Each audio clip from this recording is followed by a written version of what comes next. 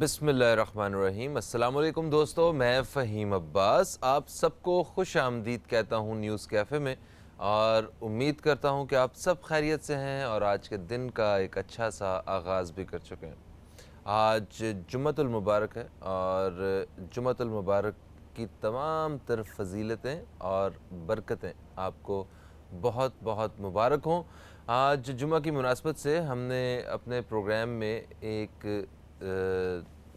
دینی جو موضوع ہے اسی کا انتخاب کیا ہے۔ پچھلے کچھ عرصے سے ہم کوشش کر رہے ہیں کہ ہم ہر جمعے کے دن یا جب بھی ہم کوئی ریلیجس ٹاپک کے اوپر بات کریں تو اس میں ہم انبیاء کرام کا تذکرہ کریں، اور کہ قرآن پاک میں انہیں کہاں کہاں ان کے حوالے سے کیا کیا واقعات ملتے ہیں۔ گزشتہ پروگرامز میں ہم نے حضرت آدم علیہ السلام اور حضرت عیسیٰ علیہ السلام، حضرت اس طرح کچھ اور انبیاء کے حوالے سے ہم نے پروگرامز کیے ہیں۔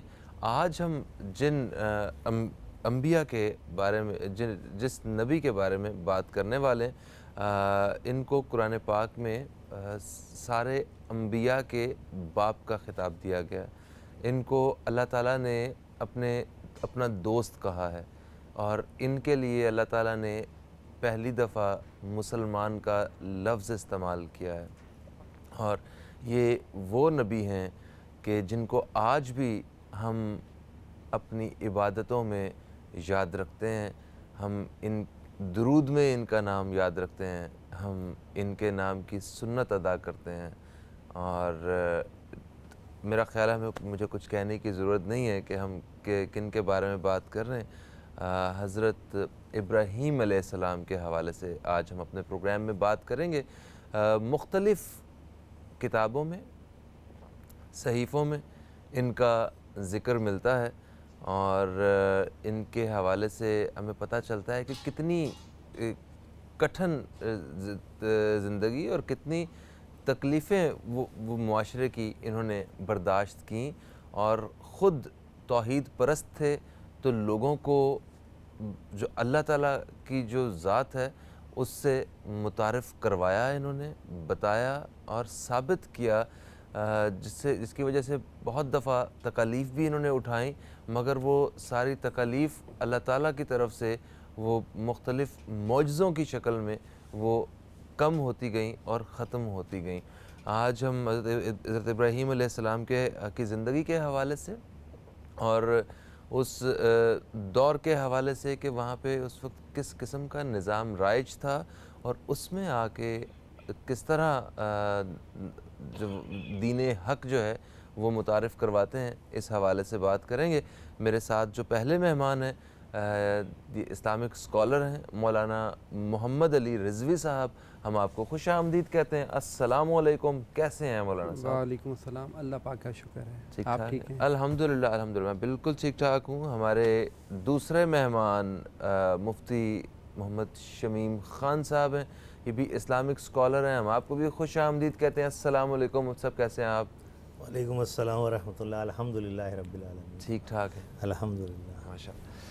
اچھا سر، میں چاہتا ہوں موضوع پہ آتے ہیں ذرا، تو حضرت ابراہیم علیہ السلام کے حوالے سے گفتگو کا آغاز کرتے ہیں۔ پہلی دفعہ انہیں مسلمان کہا گیا۔ جی، اصل میں بات یہ ہے کہ پہلے ہمیں یہ بیک گراؤنڈ دیکھنا ہے کہ جب حضرت ابراہیم علیہ السلام جس زمانے میں تشریف لائے اس زمانے کے حالات کیا تھے۔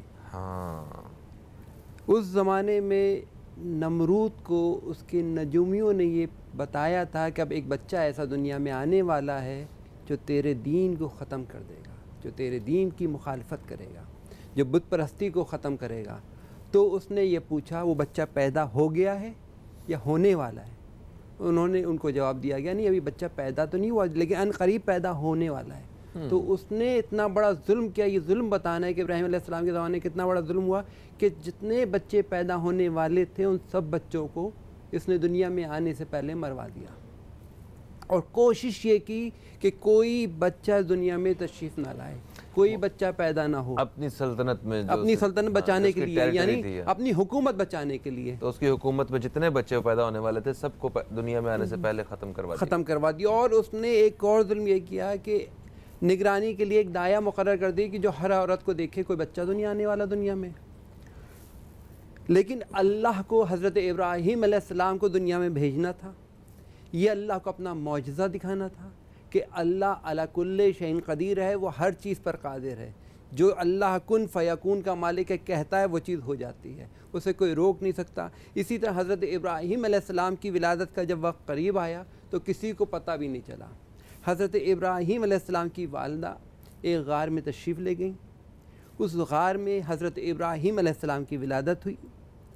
تو اس لیے وہاں چھپا کے رکھا کہ کسی کو پتہ نہ چلے بچہ ہوا ہے، کیونکہ حاکم کا حکم ہے مار دیا جائے. تو حضرت ابراہیم علیہ السلام کو جب غار میں رکھ کے آئیں تو ایک بڑا سا پتھر رکھ دیا غار پہ کہ کوئی جانور آ کے حضرت ابراہیم علیہ السلام کو اذیت نہ پہنچائے، تکلیف نہ پہنچائے. ابھی آپ نے سنت کی بات کی نا، مولانا صاحب کے سامنے جسارت کر رہا ہوں، مفتی صاحب تشریف فرمائیں.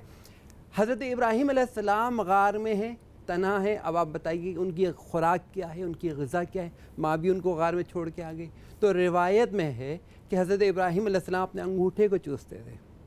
اسی لیے آج بھی کہتے ہیں نا جو بچہ انگوٹھا چوس رہا ہے وہ کہتے ہیں سنت ابراہیمی پوری کر. تو انگوٹھے میں روایتوں میں یہ ملتا ہے کہ حضرت اللہ تعالیٰ نے یہ معجزہ رکھا تھا کہ انگوٹھے کے ذریعے حضرت ابراہیم علیہ السلام دودھ پیا کرتے تھے، اس میں پانی پیا کرتے تھے. تو حضرت ابراہیم علیہ السلام کی جب والدہ غار میں آتی، پتھر ہٹاتی ہیں اور دیکھتی تو دیکھتی ہیں حضرت ابراہیم علیہ السلام موجود ہیں. اور وہ ایک دن میں، روایتوں میں ملتا ہے، علماء کرام نے لکھا، امام سالبی نے بھی جیسا لکھا کہ حضرت ابراہیم علیہ السلام ایک دن میں اتنا بڑھتے تھے جتنا عام بچہ ایک ہفتے میں. اور جب عام بچہ جو ایک ہفتے میں بڑھتا تھا، حضرت ابراہیم علیہ السلام ایک مہینے میں اتنے بڑے ہو جاتے تھے. مطلب جتنا عام بچہ ایک ہفتے میں تو اتنے بڑے ایک مہینے میں کے لگتے تھے جو عام بچہ ایک ہفتے میں ہوتا تھا. اس طرح حضرت ابراہیم علیہ السلام روایت میں یہ کہ تقریباً 12 سال یا 13 سال تک غار میں رہے. اچھا 12-13 سال جی، اتنی تک روایتیں موجود ہیں. پھر جب حضرت ابراہیم علیہ السلام غار سے باہر آئے، اپنی ماں سے کہا نہیں اب مجھے باہر لے چلیے. جب باہر آئے تو دیکھا، اب یہ سورہ انعام میں اس کی وضاحت ہے. دیکھا کہ ستارہ ہے. کہا کیا یہ خدا ہے؟ دیکھیں اب لوگ اس زمانے میں خدا کون تھے؟ چاند کو خدا سمجھتے تھے، سورج کو خدا سمجھتے تھے، ستارے کو خدا سمجھتے تھے کہ یہ ہمارے خدا ہیں. حضرت ابراہیم علیہ السلام نے کہا کیا یہ خدا ہے؟ جب وہ غروب ہو گیا، کہا نہیں یہ تو غروب ہو گیا. جو چیز غروب ہو جائے وہ خدا نہیں ہوتی. پھر چاند کو دیکھا کہ اچھا یہ خدا ہے جس کی لوگ عبادت کرتے ہیں. جب دیکھا چاند بھی غروب ہو گیا، کہا نہیں یہ خدا نہیں ہے. جو چیز غروب ہو جائے وہ خدا نہیں ہوتی. پھر سورج کو دیکھا، کہا حاذا اکبر، یہ تو بہت بڑا ہے، کیا یہ خدا ہے؟ وہ بھی غروب ہو گیا. کہا نہیں جو چیز غروب ہو جائے وہ خدا نہیں ہوتی. میں اپنا چہرہ، میں اپنا رخ اس پروردگار کی کرتا ہوں جو کائنات کا خالق و مالک ہے. تو حضرت ابراہیم علیہ السلام نے پہلے استدلال کیا کہ دیکھو اگر یہ خدا ہے یہ تو غروب ہو گیا. چاند خدا نہیں ہو سکتا، سورج خدا نہیں ہو سکتا، ستارے خدا نہیں ہو سکتے. خدا وہ ہے جو ان سب کا خالق ہے. اس لیے اللہ تعالیٰ نے حضرت ابراہیم علیہ السلام کی بڑی فضیلتیں قرآن میں بیان کی ہیں. ان کو مسلمان کہا ہے، ان کو حنیف کہا ہے، ان کو خلیل بنایا. تو یہ حضرت ابراہیم علیہ السلام کا ایک پس منظر ہے. سبحان اللہ، سبحان اللہ. ماشاء اللہ. جی مفتی صاحب. اعوذ باللہ من الشیطان الرجیم، بسم اللہ الرحمن الرحیم. الحمدللہ رب العالمین والصلاة والسلام علی سید الانبیاء والمرسلین. اللہم صلی علی سیدنا مولانا محمد وعلی آل سیدنا مولانا محمد واصحاب سیدنا مولانا محمد وبارک وسلم وصلو علیہ. فہیم بھائی، بہت عمدہ مضمون آپ نے منتخب کیا ہے. ابو الانبیاء، آپ کو ابو الانبیاء کہا گیا ہے، یعنی انبیاؤں کے آپ سردار کہیں یا باپ کہیں، جو لفظ مناسب لگے. لیکن چونکہ سردار زیادہ مناسب ہے، باپ کہنا ٹھیک ہے، باپ ہیں، اور قرآن پاک میں اس کی تشریح موجود ہے. اللہ سبحانہ و تعالیٰ نے آپ کو اپنا دوست کہا ہے.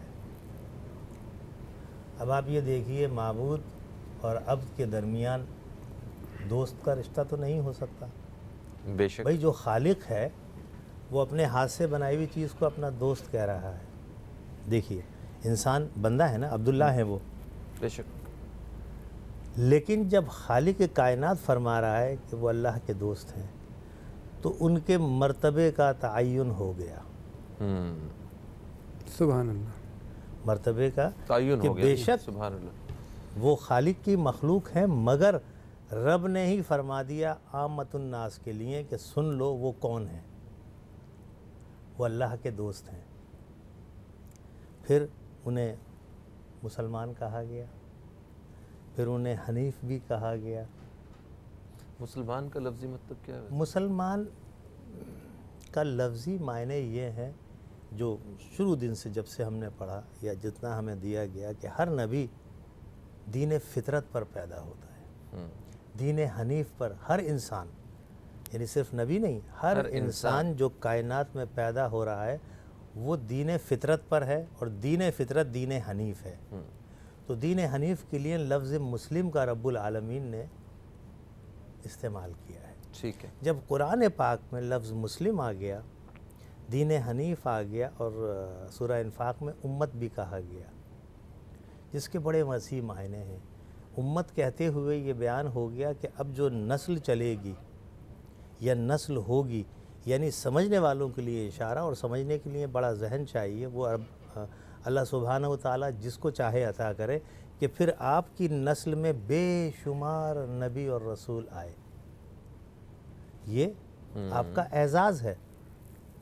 بھئی یوں تو سیدنا آدم علیہ السلام ہم سب کے باپ ہیں، ہاں ٹھیک صحیح ہے۔ سیدنا نوح علیہ السلام کو ثانی کہا جاتا ہے، حضرت آدم کی ہی نسل میں سے نسل سارے میں سے انبیاء سب آ بھی رہے ہیں، سارے ہیں۔ لیکن انسان بھی دیکھیے رتبے میرے رب نے خود متعین فرمائے ہیں۔ ہیں، صحیح۔ میں آپ یا کوئی بھی انسان وہ نہیں کر سکتا۔ تو جہاں رتبے متعین کیے جا رہے ہیں، اور جو خالق کائنات فرما رہا ہے، تو ہم نے وہ دیکھنا ہے۔ تو جب ابو الانبیاء فرما دیا گیا تو طے ہو گیا معاملہ آپ کا، کہ آپ نبیوں کے، انبیاء کے والد ہیں، بزرگ ہیں، سردار ہیں، سب کچھ ہیں۔ پتہ بائبل میں بھی ان کے بارے میں جب یہی بات ذکر ہوتا ہے تو exactly قوموں کے باپ کہا گیا۔ دیکھیے اس میں بائبل میں کہا گیا، ایک جگہ اس میں یہ بات کہی گئی ہے کہ وہاں چونکہ ہم سیدنا ابراہیم خلیل اللہ کہتے ہیں، ہمیں یہی نام قرآن نے دیا ہے۔ بائبل میں ایک جگہ ذکر ہے کہ اب تمہیں ابراہیم کے نام سے کوئی نہیں پکارے گا، ابراہیم کے نام سے پکارے گا، جس کا معنی یہ ہے کہ بہت نبیوں کے باپ۔ اچھا، یہ انہوں نے اپنی بائبل میں یہ کہا ہے۔ اب چونکہ اس کی اتھینٹک سٹی پر ہم ڈسکس نہیں کر سکتے، ہمارے لیے قرآن پاک اور ہے، ہمارے ہمیں ضرورت نہیں لیے ہے۔ جب ہمارے پاس قرآن پاک ہے، اب جیسے آپ سے ابھی گفتگو ہو رہی تھی کہ آپ کو پتہ ہے کہ سیدنا ابراہیم خلیل اللہ پر بھی متعدد صحیفے اترے ہیں، جی۔ کہیں 6 کہے گئے، کہیں 10 کہے گئے، کہیں 12 کرے گئے۔ اچھا، صحیفوں کے بارے میں ذرا ایک دفعہ میں چاہتا ہوں کہ ہم دیکھیے اللہ کا وہ کلام جو باقاعدہ سیدنا جبرائیل علیہ السلام لے کر نہیں آئے، ٹھیک ہے۔ یہ ذہن میں رکھیے گا۔ اچھا، یہ نبی مکرم پر جتنی وحی اتری ہے اس کے مختلف انداز ہیں۔ کبھی آپ پر الہام ہوتا تھا، کبھی سیدنا جبرائیل علیہ السلام لے کر آتے تھے، اور وہ مختلف 3-4 اشکال بیان کی گئی ہیں، کہ کبھی گھنٹی کی آواز کان میں آتی تھی ایک خاص کیفیت کے اندر، اور آپ کو سب ازبر ہو جاتا تھا۔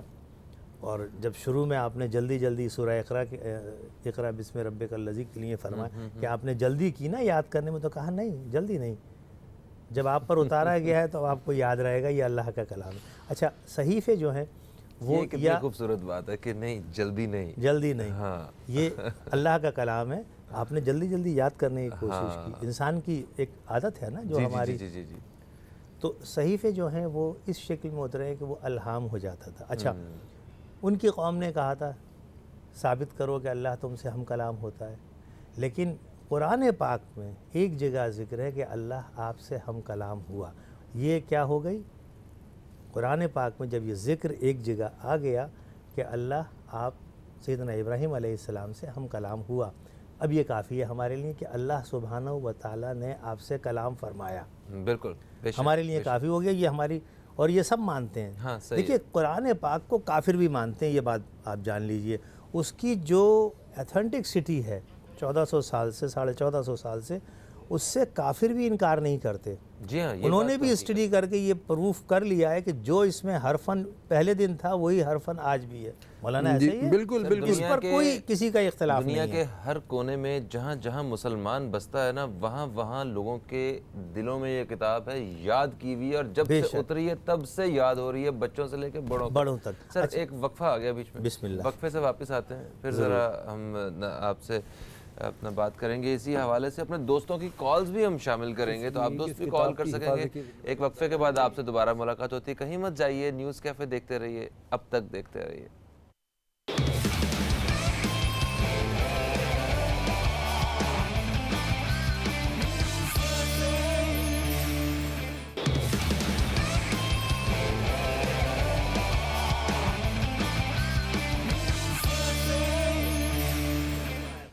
Welcome back. آپ دیکھ رہے ہیں نیوز کیفے, میں ہوں فہیم عباس, اور آج ہمارے ساتھ مفتی شمیم خان صاحب موجود ہیں اور مولانا محمد علی رضوی صاحب موجود ہیں.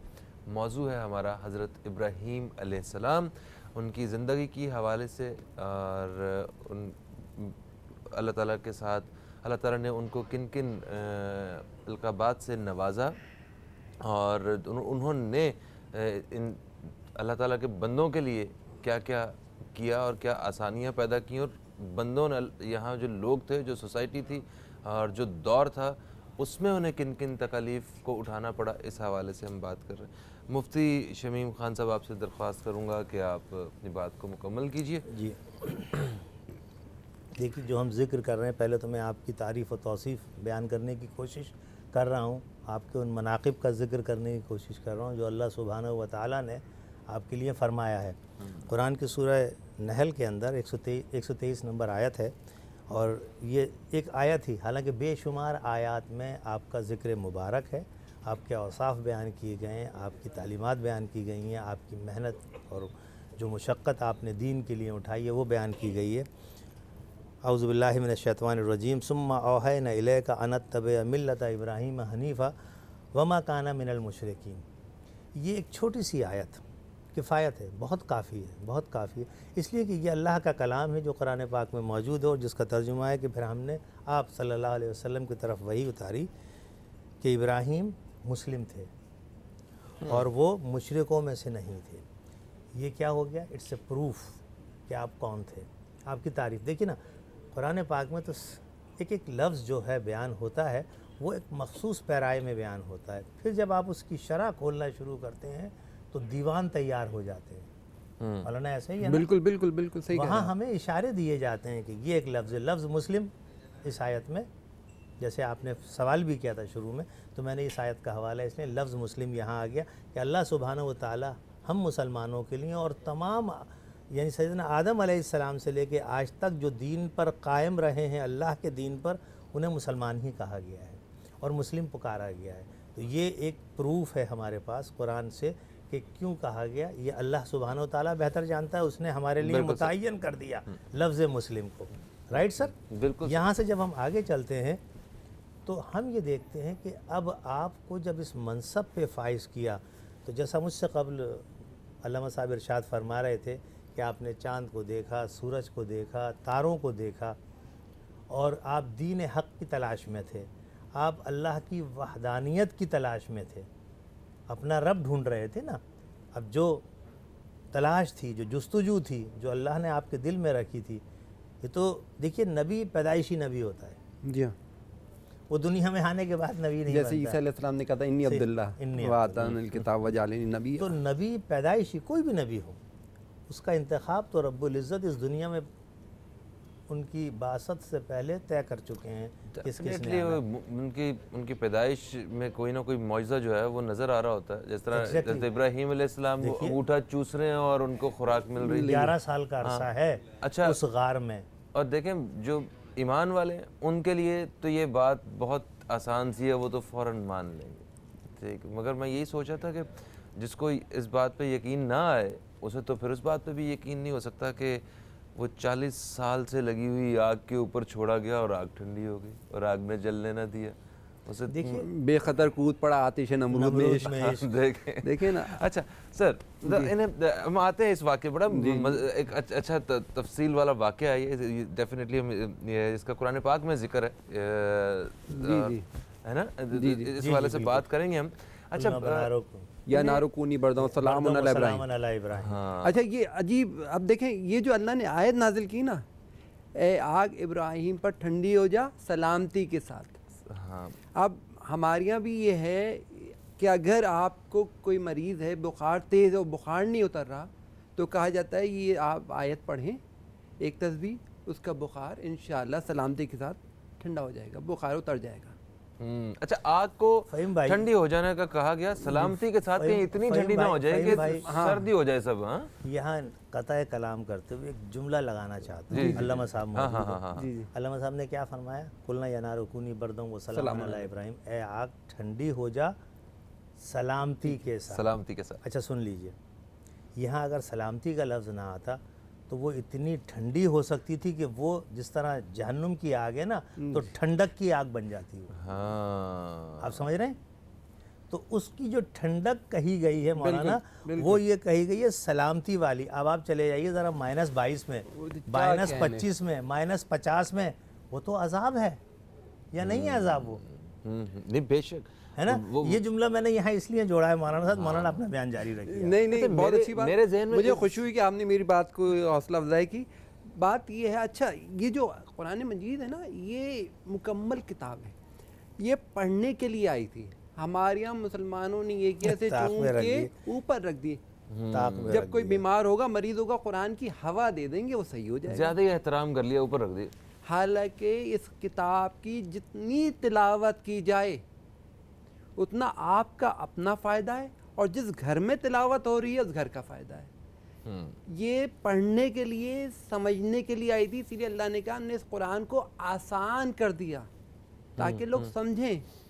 ہم سمجھ ہی نہیں رہے، ہم تو مشکل کتاب سمجھ کے دیوار پہ رکھ دیتے، اپنے الماری کے اوپر رکھ دیتے ہیں۔ نہیں بھائی سے آپ پڑھیں، جب پڑھیں گے تو اس میں راز منکشف ہوں گے، جب راز منکشف ہوں گے، آپ لوگ کہتے ہیں نا بھئی آپ کی دعا میں اثر ہے، فلاں کی دعا میں اثر نہیں، اس کی دعا میں اس لیے اثر ہے کہ وہ ہر وقت قرآن پڑھ رہا ہے، وہ ذکر الہی کر رہا ہے، وہ برائی سے بچا ہوا ہے۔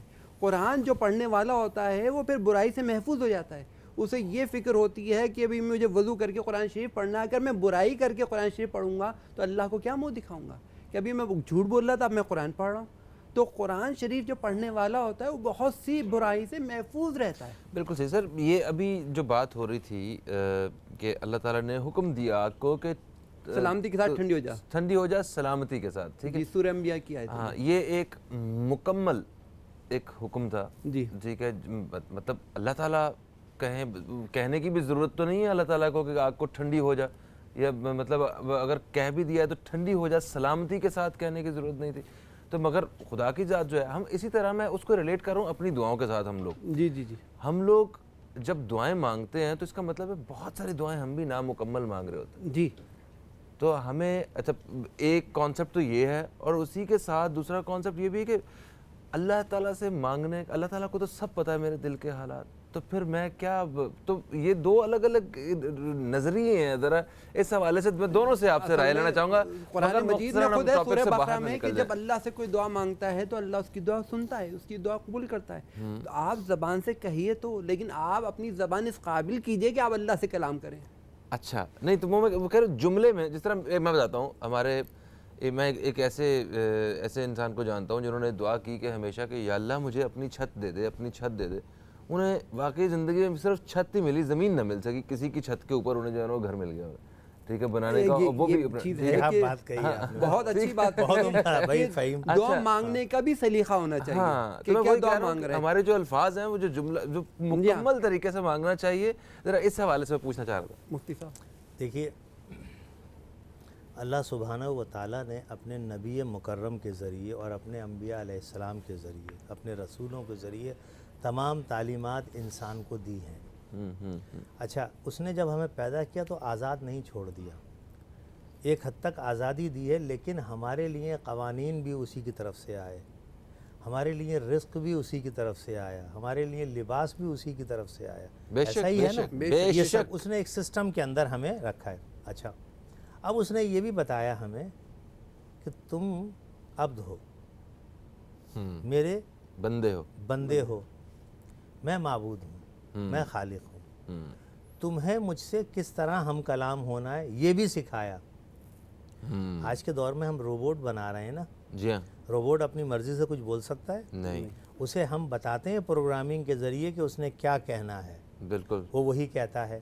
یہ تو ہمارا حال ہے صحیح کہ ہم ہے۔ اللہ کی مخلوق ہیں، تو جو ہمارا خالق ہے جو مکمل ہے، ہم تو نامکمل ہیں نا، ہماری بنائی ہوئی ہر شے نامکمل ہے، ہوں، لیکن وہ خالق کائنات جو مکمل ہے، اس نے جب ہمیں ایک نظام دیا تو اس میں دعا کا بھی تصور دیا کہ اچھا اب تمہیں جو چیز چاہیے وہ مجھ سے لو، دوں گا، دے گا کون؟ اللہ رب العزت کی ذات ہے۔ تو اس نے مانگنے کا طریقہ بتانے کے لیے انبیاء علیہ السلام کو ہماری جانب بھیجا، جنہوں نے ہمیں ساری تعلیمات دیں۔ اب پچھلے دنوں میں دیکھ رہا تھا کسی صاحب نے محنت کی تھی، انہوں نے 40 قرآنی دعائیں اکٹھی کی ایک ترتیب سے، سورہ بقرہ سے لے کے سورہ ناس تک، جو مختلف نبیوں سے منسوب ہیں کہ فلاں نبی نے یہ دعا مانگی، فلاں۔ اچھا، اب جب قرآن میں ان دعاؤں کو ان نبیوں سے منسوب کر کے اللہ رب العزت نے آپ صلی اللہ علیہ وسلم پر اتارا ہے، تو اس کا مطلب ہے کہ اللہ راضی ہے۔ بے شک، کیا مطلب ہوا اس کا؟ اللہ راضی، راضی ہے۔ تو اس نے ہمیں وہ دعائیں دے دیں ساری ہاں، کہ تم اگر اس پر عمل کرو گے تو میں تمہاری دعا قبول کروں گا۔ واہ، سبحان اللہ۔ اور یہ ایک وقفے کا وقت آ گیا۔ مولانا محمد علی رضوی صاحب، میں انتہائی معذرت چاہتا ہوں، بات ہم کر رہے تھے اس واقعے کی، آگ والے کی، اور ہمیں وہ ایک کچھ کچھ ہم نے آپ سے کچھ تصحیح کروا لی اپنی، تو ایک وقفے کے بعد واپس آ رہے ہیں اور وہیں سے جو ہے نا ہم اس واقعے کو شروع کریں گے، اور اس بریک میں کوشش کریں گے کہ ہم آپ کی کال بھی لے سکیں۔ کہیں مت جائیے، نیوز کیفے دیکھتے رہیے، اب تک دیکھتے رہیے، ابھی آپ سے دوبارہ ملاقات ہوتی ہے۔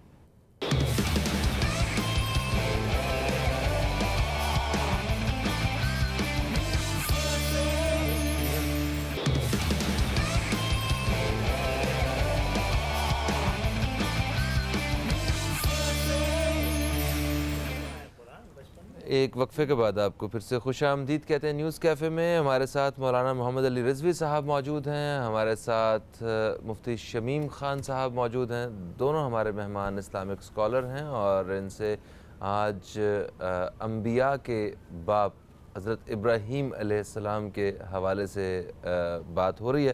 سر، آپ وہ آگ والا واقعہ جو ہے وہ بیان فرما رہے تھے کہ جب وہ آگ اللہ کے حکم سے ٹھنڈی ہو جاتی ہے، اور اللہ تعالیٰ حکم دیتا ہے آگ کو کہ ٹھنڈی ہو جاؤ سلامتی کے ساتھ۔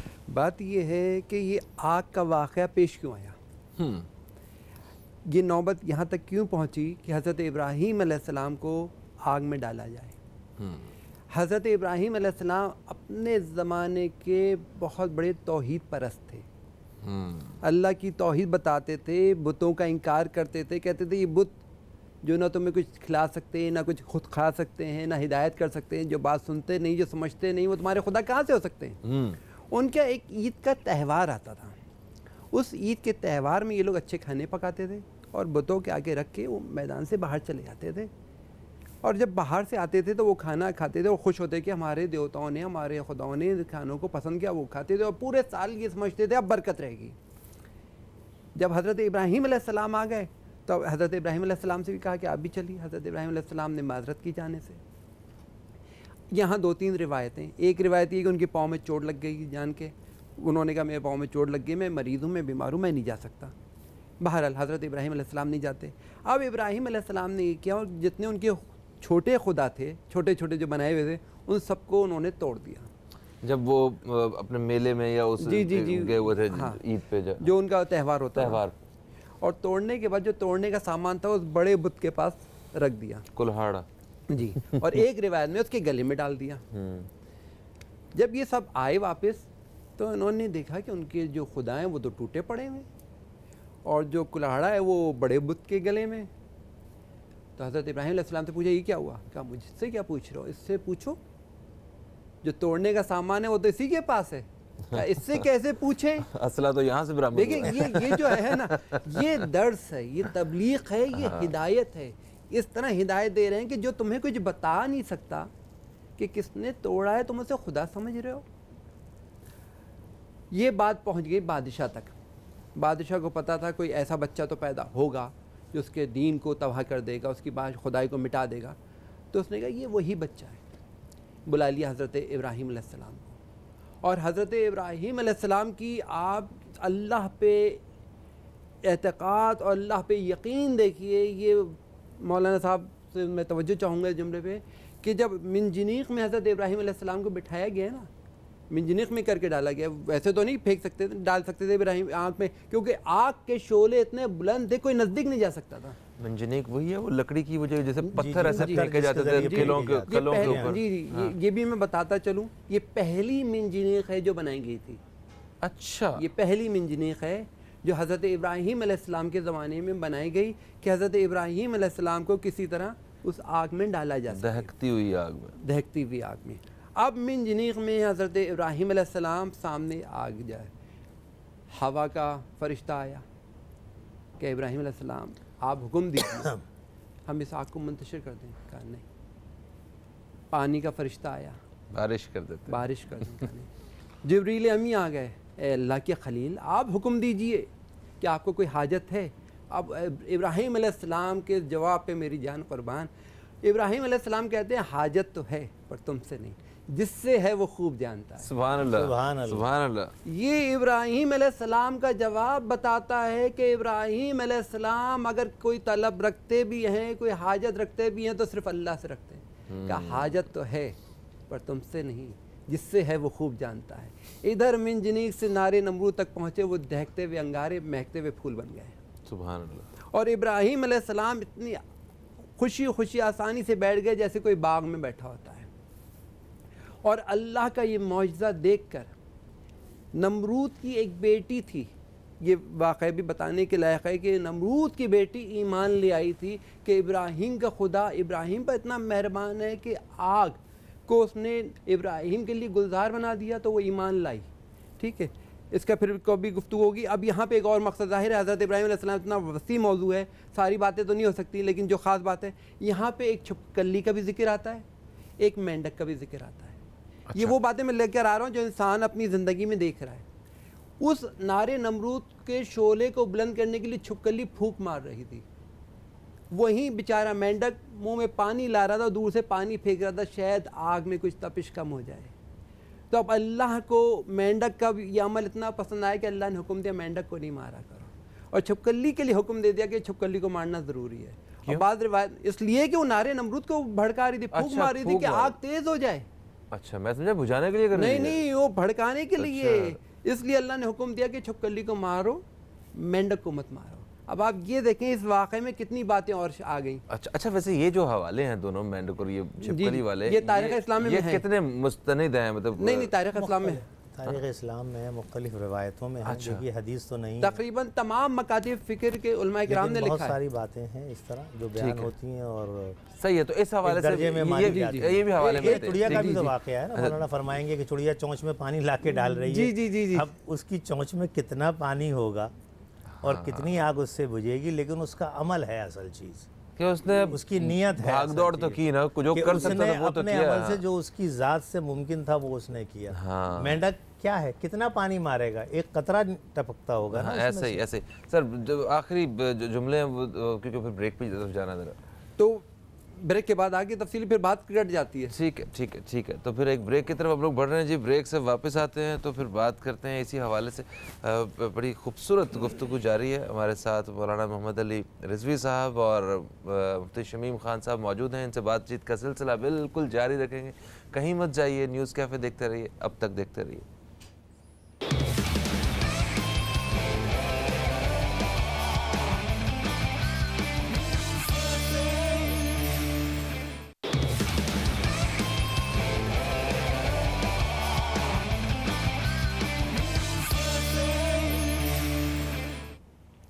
ایک وقفے کے بعد آپ سب دوستوں کو پھر سے خوش آمدید کہتا ہوں اور معذرت بھی چاہتا ہوں کہ ہمارا وقفہ تھوڑا زیادہ طویل ہو گیا.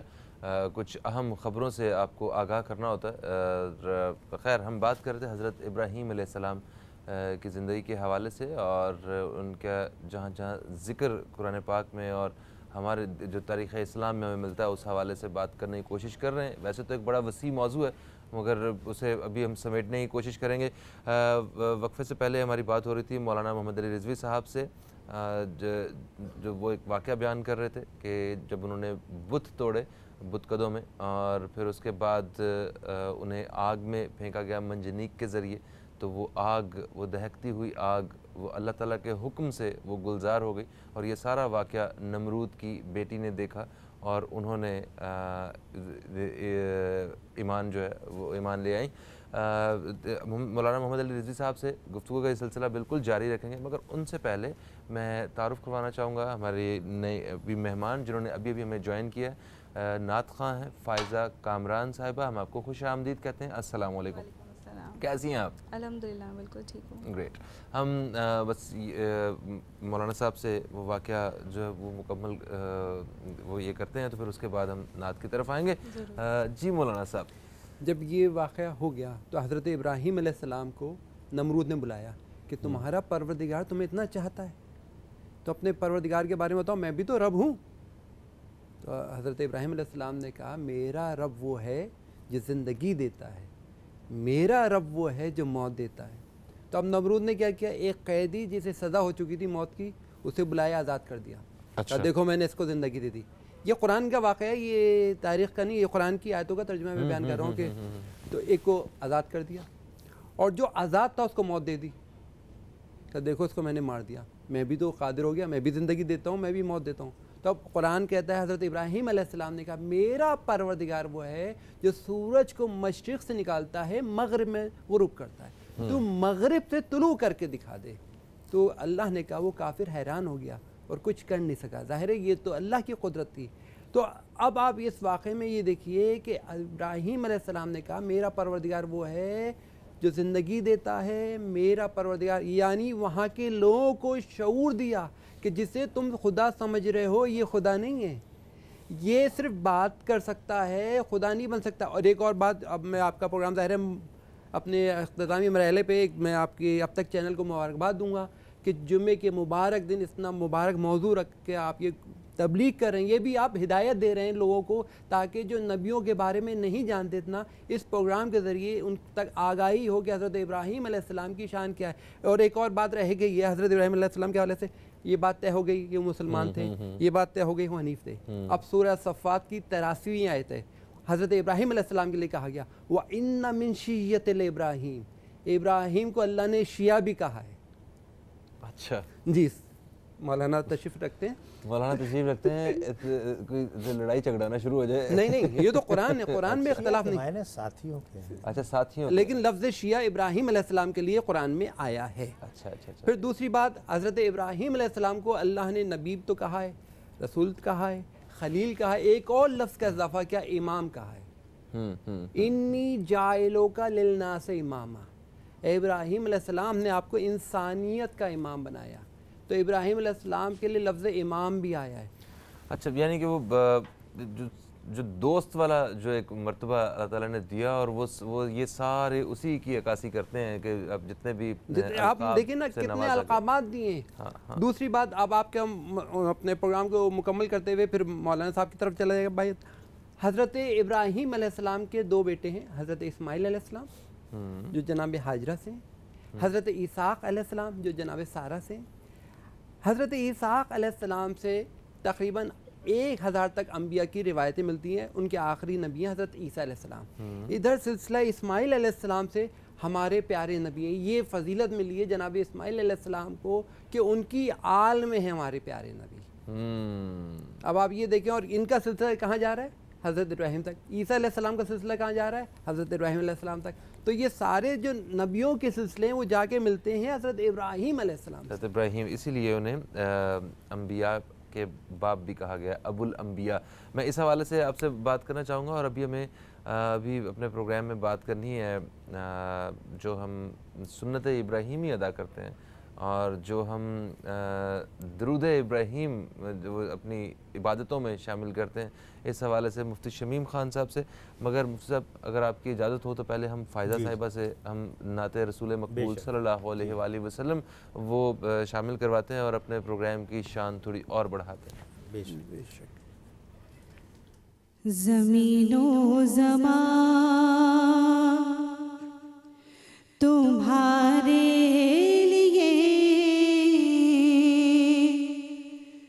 مکین و مکان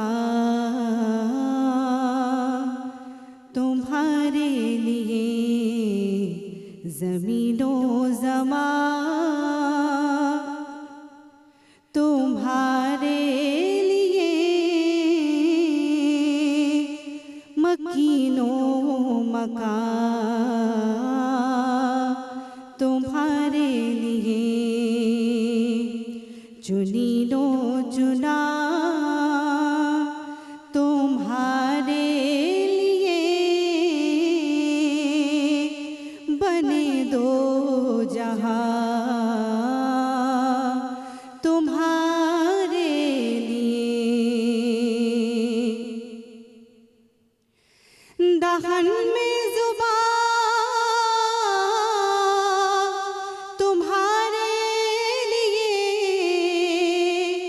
بدن میں ہے جا تمہارے لیے ہمارے یہاں تمہارے لیے اٹھیں بھی وہاں تمہارے لیے ہمارے یہاں تمہارے لیے اٹھیں بھی وہاں تمہارے لیے اشارے سے چاند چیر دیا چھپے ہوئے خور کو پھیر دیا گئے ہوئے دن کو عصر کیا یہ تاب و تواں تمہارے لیے گئے ہوئے دن کو عصر کیا یہ تاب و تواں تمہارے لیے زمین و زمان تمہارے لیے مکین و مکان تمہارے لیے چنی لو چنا تمہارے لیے بنے دو جہاں تمہارے لیے ماشاء اللہ جزاک اللہ۔ مفتی شمیم خان صاحب، جیسا کہ آج ہم بات کر رہے ہیں حضرت ابراہیم علیہ السلام کے حوالے سے، اور حضرت ابراہیم علیہ السلام کے لیے یہی بہت بڑا اعزاز ہے، اور اللہ تعالیٰ نے انہیں دوست کہا، اور اس دوستی کا ایک منہ بولتا ثبوت یہ بھی ہے کہ ان کی نسلوں میں سے رسول پاک صلی اللہ علیہ وآلہ وسلم کو بھیجا گیا۔ سر، آج بھی جو رسول پاک صلی اللہ علیہ وآلہ وسلم کو ماننے والے جو مسلمان ہیں، جو پوری دنیا میں اس وقت جو مسلمان موجود ہیں، وہ اپنی عبادتوں میں وہ درود ابراہیمی اور سنت ابراہیمی کا جو ہے وہ عمل کرتے ہیں۔ تو اس حوالے سے میں چاہوں گا کہ آپ ذرا بیان فرمائیے۔ دیکھیے، ہم نے گفتگو شروع کی تھی آپ اللہ کے دوست ہیں، میں یہاں پھر اس کو جوڑتے ہوئے مختصر انداز بتاؤں کہ جب ہم اپنی نماز میں درود ابراہیمی پڑھتے ہیں، مشہور ہی درود جو ہے درود ابراہیمی سے، جس میں ہم کہتے ہیں وعلی ابراہیم وعلی آل ابراہیم، کہ ابراہیم پر درود ہو اور ان کی آل پر درود۔ اچھا، اب آل کیا ہے؟ اولاد، اور وہ آج تک ہے، بالکل بھئی آج تک ہے نا، ہم اسی میں سے ہیں نا۔ بے شک ہمارے نبی مکرم صلی اللہ تعالیٰ علیہ وآلہ وسلم اسی سلسلے میں آئے ہیں نا۔ اچھا، اب یہ تو سلسلہ درود پاک سے میں نے، یعنی اللہ نے اپنے دوست کا ذکر قیامت تک کے لیے کائنات میں جاری فرما دیا ہے۔ آپ سمجھ رہے ہیں؟ یہ درود پاک پڑھا جا رہا ہے، جو مسلمان نماز پڑھ رہا ہے وہ آپ پر درود بھیج رہا ہے، بتا دیا گیا ہے، ہمیں تعلیم دی گئی ہے کہ یہ ہم نے پڑھنا ہے، ہم پڑھتے ہیں تو ہم درود بھیجتے ہیں اپنے نبی پر بھی سیدنا ابراہیم پر بھی اور آپ کی اولاد پر بھی، ایسا ہی ہے بالکل ایسا ہے. اور ہر مسلمان یہ جانتا ہے. ہاں اس کی حکمت شاید کچھ لوگ نہ جانتے ہوں، تو ہم نے مختصر الفاظ میں بتایا کہ آپ اللہ کے دوست ہیں اور اللہ نے اپنے دوست کا ذکر قیامت تک کے لیے جاری کر دیا. اور یہ میرا خیال ہے کہ واحد ایسے نبی ہیں کہ جن کو مطلب ہم اپنی عبادت میں اس طرح ان کا شامل ذکر ہیں، کرتے ہیں، شامل شامل کرتے ہیں. دیکھیے ہمارا ورنہ- ایمان ہے، ہاں اگر ہم اس عبادت میں ایمان سے شامل ہیں. اگر ہم نہیں مانتے تو ایمان سے باہر نکل جاتے ہیں. جی جی جی ہمارا ایمان ختم ہو جاتا ہے. ہاں، ایسا ہی ہے. بالکل. اچھا اب یہ ایک درجہ. اب دوسرے درجے میں آئیے. امام الانبیاء کہا گیا، امام الناس کہا گیا. قرآن میں فرمایا انسانوں کے امام. انسانوں کے امام. امام الانبیاء بھی یعنی انبیاء کے بھی امام ہیں، صحیح. امام الناس یعنی انسانوں کے بھی امام ہیں. دونوں قرآن کے الفاظ ہیں جو میں نے بیان کیے. اب آگے چلتے ہیں اس سے کہ اب یہ جب لقب آپ کو مل چکے تو دوسرا زندگی کا ایک حصہ اور بھی ہے. پہلے آپ کی شادی جو ہے وہ سیدہ سائرہ سے ہوئی ہے، سارہ سے ہوئی ہے، ٹھیک ہے. لیکن ان کے متعلق کہا گیا کہ وہ بانجھ تھیں، اولاد نہیں ہوتی تھی. پھر آپ کی شادی سیدہ ہاجرہ سے ہوئی ہے، ٹھیک ہے. اچھا اس زمانے میں یہ توریت تالمود کے مطابق ان کا رواج یہ ہے کہ پہلی بیوی اگر ہے اور دوسری شادی کرو گے تو دوسری شادی جو کر رہے ہو وہ جو عورت دوسری ہے وہ پہلی بیوی کی لونڈی کہلائے گی، یعنی اس کی غلامی میں رہے گی وہ. اچھا یعنی کہ اس یہ کی ان کے مطابق، ہمارے مطابق نہیں. ٹھیک ہے، اس دور کی بات کر رہے ہیں اس دور کی ہاں بات. ٹھیک ہے. اچھا. اس کے برابر نہیں ہو سکتی پہلی اس بیوی کے برابر. یہ جملہ میں اس لیے کہہ رہا ہوں کہ دیکھیے یہودی مذہب بھی تو وہیں چلا ہے نا. جی ہاں. یہودی چلا، پھر عیسائیت اور پھر مسلمان، ہم جس دور میں ہیں. اچھا اب پہلی اولاد، پہلی بیوی سیدہ سارہ ہیں، لیکن ان سے اولاد نہیں ہوئی، ٹھیک ہے. اولاد ہوئی سیدہ ہاجرہ سے، سیدنا اسماعیل علیہ السلام. ٹھیک ہے. اچھا جب آپ کی ولادت ہو گئی تو اس کے بعد اللہ نے سیدہ سارہ سے بھی آپ کو اولاد دے دی. اچھا. سیدنا اسحاق علیہ السلام. اوکے. اچھا اب یہودی جو ہیں چونکہ وہ سیدہ سارہ کو زیادہ پہلی بیوی کی حیثیت سے ترجیح دیتے ہیں تو ان کے نزدیک ہمارے نہیں، ان کے نزدیک سیدنا اسحاق کا رتبہ زیادہ ہے. ٹھیک ہے. اور سیدنا اسماعیل کو وہ اس رتبے میں نہیں لیتے. یہودی اپنے آپ کو، اپنی نسل کو سیدنا اسحاق سے چلاتے ہیں. سیدنا اسحاق ہیں، سیدنا یعقوب ہیں، سیدنا یوسف ہیں، حضرت عیسیٰ، حضرت اسحاق، عیسیٰ تک، سیدنا عیسیٰ علیہ السلام تک، یہ سب سیدنا اسحاق کی اولاد سے ہیں. جیسے مولانا نے فرمایا کہ کوئی 1000 نبی اس خاندان سے، اس سلسلے سے چلے ہیں. ٹھیک ہے. مسلسل نبی آتے رہے. لیکن دوسری جانب اچھا اب دوسرا واقعہ جو بڑا انٹرسٹڈ ہے کہ چونکہ پہلی بیوی کی ایک اہمیت ہوتی ہے، بے شک. تو جب سیدنا اسحاق علیہ السلام پیدا ہوئے تو اب ان کی بھی ویلیو ہو گئی نا کہ اولاد ہونے سے عورت کی ویلیو میں اضافہ ہوتا ہے. تو وہاں کوئی ایسا معاملہ ہوا کہ آپ مجبور ہو کر سیدہ ہاجرہ اور سیدنا اسماعیل کو مصر سے چل کر مکہ میں چھوڑ کر جا رہے ہیں. اوکے. بھائی جیسے ظاہری دنیا میں آج کل جیلیسی ہوتی ہے، کوئی ہوگا معاملہ ہم اس پہ ڈسکس نہیں کرتے، نہ ہم بات کریں، لیکن آپ چھوڑ کر جا رہے ہیں. لیکن ہم یہ سمجھتے ہیں کہ یہ اللہ کی رضا تھی. مکے کو بھی آباد ہونا تھا، خانہ بیت اللہ شریف کا ظہور ہونا تھا، ساری دنیا کی عالم کو اس طرف متوجہ ہونا تھا، مسلمانوں کا قبلہ اول کہلانا تھا. تو اب آپ یہاں چھوڑ کر جا رہے ہیں اللہ کی رضا کے لیے، اور پھر چشمے کا پھوٹنا اور سیدہ سارہ کی وہ ادائیں، سیدہ ہاجرہ کی وہ ادائیں کہ آپ یہاں سے وہاں، وہاں سے وہاں، صفا مروہ کے درمیان جو دوڑیں لگا رہی ہیں، جو سفر کر رہی ہیں، جو بے چینی کا منظر ہے. اب آپ دیکھیے اللہ اپنے دوستوں کو کیسے عزت دیتا ہے. سبحان اللہ. بات یہاں آ رہی ہے سر. دیکھیں اولادوں میں سے ایک یہاں پہ امام ہے، ایک وہاں ہے. ایک وہاں دیکھیے ہے. اس نسل سے وہ خاندان چل رہا ہے، اس نسل سے جو چلے گا اس کا ذکر آگے آئے گا. اب سیدنا اسماعیل علیہ السلام اور سیدنا ابراہیم علیہ السلام جب آپ جوان ہوتے ہیں تو اللہ کا گھر تعمیر کر رہے ہیں، ٹھیک ہے. اس صحرا میں جہاں کچھ نہیں تھا، پانی بھی نہ تھا، اور آپ کی ایڑی کی رگڑ سے وہ آب زمزم جاری ہوا. تو اب دیکھیے سبحانہ و تعالیٰ کی وحدانیت اور اس کا نظام اور اس کائنات کے لیے.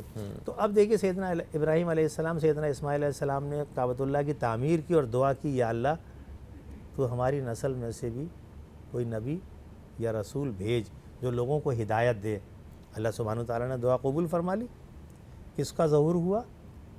سیدنا اسماعیل علیہ السلام کے ख़ानदान से सैयदना मोहम्मद रसूलुल्लाह सल्लल्लाहु ताला अलैहि वसल्लम तशरीफ़ लाए। यहूदी इसीलिए आपको तस्लीम नहीं करते, ये नुक्ता मैं बयान कर ठीक रहा है, हूँ, क्योंकि वो हज़रत इसहाक को ज़्यादा क्योंकि वो अहमियत कहते हैं देते कि वहाँ से आना था। आखिरी नबी उनके नज़दीक सैयदना इसहाक अलैहिस्सलाम की औलाद से आना था, ये सैयदना इस्माइल की औलाद से हैं, लिहाजा यहूदियों के ना तस्लीम करने की उस दौर में बड़ी वजह ये थी कि ये हम में से क्यों नहीं है, ये कुरैश में से क्यों है।